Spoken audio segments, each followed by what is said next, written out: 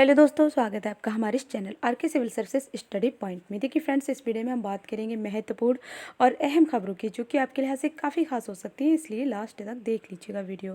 देखिए, सबसे जो पहली खबर है, बेहद ख़ास खबर है। सभी को इंतज़ार था इस बात का कि जो है लोक सेवा आयोग के अध्यक्ष जी ने अब पदभार अपना ग्रहण कर लिया है और बहुत सारी उम्मीदें हैं, बहुत सारी बातें हैं। लेकिन शपथ ग्रहण यानी पदभार ग्रहण करते टाइम उन्होंने बहुत कुछ ऐसी बातें कही जो हम लोगों के लिए सुखद हो सकती हैं। संदेह से परे होनी ही चाहिए आयोग की चयन प्रक्रिया, तो ये अध्यक्ष जी का कहना है। उत्तर प्रदेश लोक सेवा आयोग की ओर से आयोजित परीक्षाएं मेधावी युवाओं की आकांक्षाओं का केंद्र होती हैं। ऐसे में आयोग की चयन प्रक्रिया संदेह से परे होनी ही चाहिए। ये बात आयोग के नवनियुक्त अध्यक्ष संजय श्रीनेत ने मंगलवार को पदभार ग्रहण करने के बाद कही। दोपहर में पदभार ग्रहण किया था, ये बात आप लोग जानते हैं।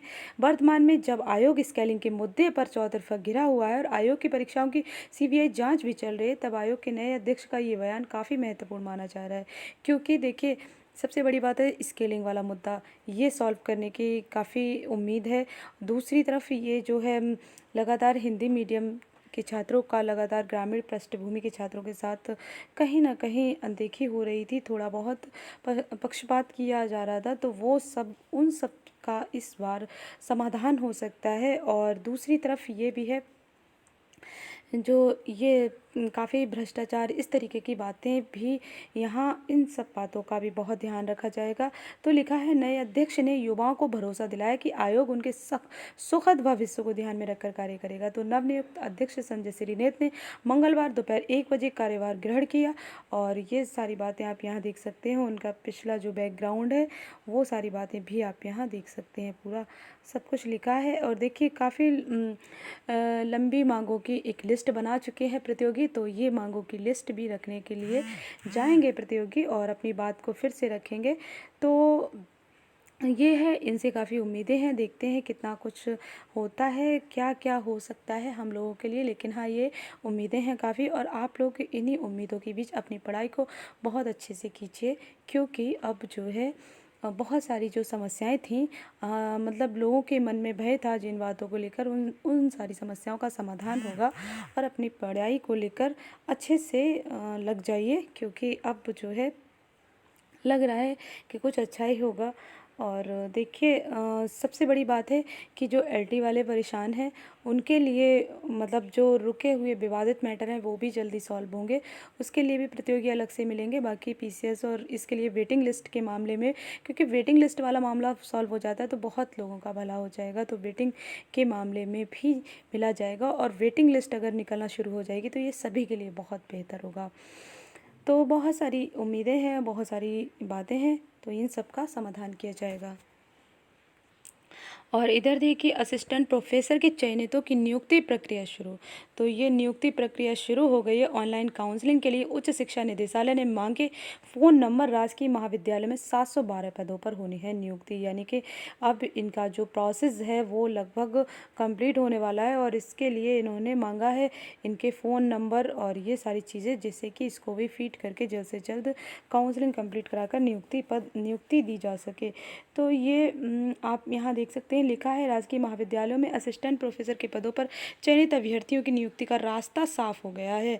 और इसके लिए उच्च शिक्षा निदेशालय ने 19 मई तक सभी अभ्यर्थियों से उनके मोबाइल नंबर समेत अन्य जानकारियां मांग ली हैं। इसके बाद ऑनलाइन काउंसलिंग का कार्यक्रम जारी किया जाएगा और चयनित अभ्यर्थियों को कॉलेज आवंटित करते हुए नियुक्ति पत्र दिए जाएंगे। तो ये बात है। तो और इसके साथ ही काफ़ी लोग ये भी सोच रहे हैं कि सारे काम तो हो रहे हैं, लेकिन एलटी ग्रेड की ज्वाइनिंग का कुछ क्यों नहीं हो रहा है। तो एलटी ग्रेड की ज्वाइनिंग का देखिए, सभी लोग, ये लोग इतने एकजुट थे, एकता दिखा रहे थे, और यहाँ एलटी ग्रेड वाले बहुत एकदम एकदम शांत पड़े हुए हैं। काफ़ी लोग जॉब कर रहे हैं, लेकिन अब मुझे लगता है जॉब कर रहे हैं जिनका सिलेक्शन हुआ है, अगर वो इसे प्राइमरी में जॉब कर रहे हैं या कहीं और कर रहे हैं, तो एलटी बेहतर विकल्प है। अगर जल्द से जल्द ज्वाइनिंग नहीं मांगेंगे, नहीं चाहेंगे आप लोग, तो फिर ज्वाइनिंग बहुत लंबा इंतज़ार करना पड़ सकता है। हो सकता है कि इलेक्शन ही आ जाए विधानसभा और उसमें फंस जाए। तो क्यों ऐसा सोच रहे हैं आप लोग, क्यों कुछ नहीं करते।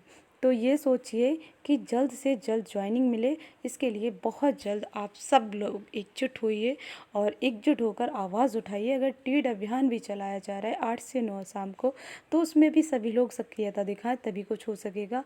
और सभी लोग अधिक से अधिक ट्वीट और रीट्वीट करें, तभी कुछ हो सकेगा। फ़िलहाल विक्की खान जी लगातार कोशिश कर रहे हैं, अंजना मैम से अभी तक बात नहीं हो सकी है, लेकिन जैसे ही बात होती है आपको अवगत करा दिया जाएगा। लेकिन हाँ, उनकी कोशिश जारी है, बात नहीं हो पाई है, लेकिन हाँ, जल्दी ही मिलने की कोशिश है।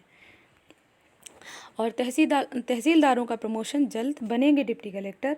आयोग की संस्तुति पर शासन स्तर से निर्णय की कार्यवाही अब शुरू। तो प्रदेश के तहसीलदारों को डिप्टी कलेक्टर बनने की मुराद जल्द पूरी होने वाली है। राज्य लोक सेवा आयोग ने पंचायत चुनाव से पहले 71 तहसीलदारों को की पदोन्नति डिप्टी कलेक्टर के पद पर करने की संस्तुति शासन को भेजी थी। बाद में पंचायत चुनाव की आचार संहिता लागू हो गई, तो जिसकी वजह से पदोन्नति संबंधी कार्यवाही नहीं हो पाई। तो ये पूरी बातें आप यहाँ देख सकते हैं। और इलाहाबाद विश्वविद्यालय में नए सत्र में भी शिक्षक भर्ती की उम्मीद कम। विश्वविद्यालय में 858 पद हैं स्वीकृत, इनमें 69% पद खाली। तो कोविड से 3 शिक्षकों का हो चुका है निधन, कई शिक्षक हो गए हैं रिटायर। तो ये पूरी खबर भी आप देख। और सत्यापन का काम ठप, 6 माह से वेतन के इंतज़ार में नवनियुक्त शिक्षक। तो काफ़ी लोग अब वेतन के लिए परेशान हैं, लेकिन ये बात गलत है। जल्द से जल्द वेरिफिकेशन होना चाहिए, जल्द से जल्द ये सारा कार्य कंप्लीट होना चाहिए। इतना लंबा टाइम लग गया, ठीक है कोविड है, इन्फेक्शन है, लेकिन ये कार्य हो सकता है। ये लोग मतलब किसी तरीके से, लेकिन और कार्यभार जैसे कि ट्रांसफ़र भी तो किया जा सकता है। तो ये सब दिक्कतें, बहुत ज़्यादा दिक्कतें हो रही हैं। काफ़ी लोग अपने घर से किस तरीके से खर्च चला रहे हैं, ये बहुत दिक्कत होती है। और शिक्षकों को महामारी के दौर में अपना खर्च चलाना पड़ रहा भारी। तो लिखा है जो दूसरे चरण के नियुक्त 36,000 शिक्षकों को 6 महीने से वेतन का इंतजार है। शैक्षिक अभिलेखों को सत्यापन के नाम पर बेसिक शिक्षा विभाग नवनियुक्त शिक्षकों को वेतन जारी नहीं कर रहा है। और कोरोना संक्रमण के चलते प्रदेश के सभी विश्वविद्यालयों में शिक्षा बोर्ड के कार्यालय बंद है। ऐसे में नवनियुक्त शिक्षकों के शैक्षिक अभिलेखों का सत्यापन नहीं हो पा रहा है। तो ये पूरी बात भी आप यहाँ देख सकते हैं। और ऐसे में घर से पैसे लेकर खर्च चलाना पड़ रहा है, जो कि काफ़ी भारी पड़ रहा है। लेकिन ये गलत है, इसके लिए भी आवाज़ उठाई जा रही है और जल्द से जल्द शासन को आवाज़ सुननी भी चाहिए, क्योंकि अब बहुत इंतज़ार हो गया, 6 महीने बहुत होते हैं। लिखा है नवनियुक्त शिक्षकों से शपथ पत्र लेकर भुगतान कराए सरकार। तो ये भी बात कही जा रही है कि लिखा है कि जिस तरीके से मतलब सतीश चंद्र द्विवेदी को पत्र लिखकर शिक्षकों के शैक्षिक दस्तावेजों के सत्यापन होने में हो रहे विलंब के मद्देनजर ये मांग की है कि शर्मा ने कहा कि माध्यमिक शिक्षा विभाग ने सहायता प्राप्त स्कूलों में नवनियुक्त शिक्षकों से शपथ पत्र लेकर भुगतान आदेश जारी किए गए। उसी तर्ज पर परिषदीय स्कूलों में नवनियुक्त शिक्षकों से भी शपथ पत्र लेकर वेतन भुगतान कराया जा सकता है। और प्रेरक स्कूलों में सम्मानित किए जाएंगे प्रेरक जो विद्यार्थी हैं। तीसरी संस्था प्रेरक विद्यालयों के बच्चों की दक्षता जांचेगी। तो ये पूरी बात भी आप देख सकते हैं यहाँ।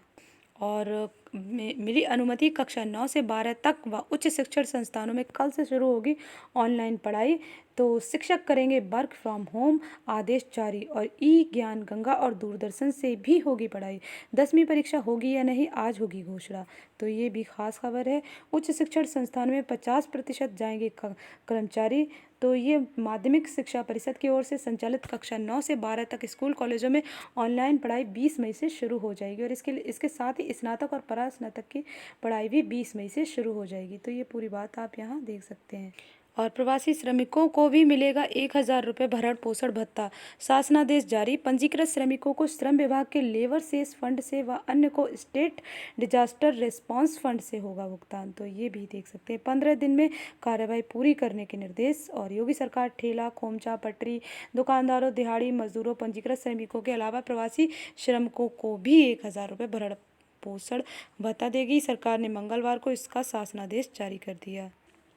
उच्च शिक्षा की डिजिटल लाइब्रेरी में प्रदेश के सर्वोत्तम शिक्षकों के उत्कृष्ट ई कंटेंट अपलोड।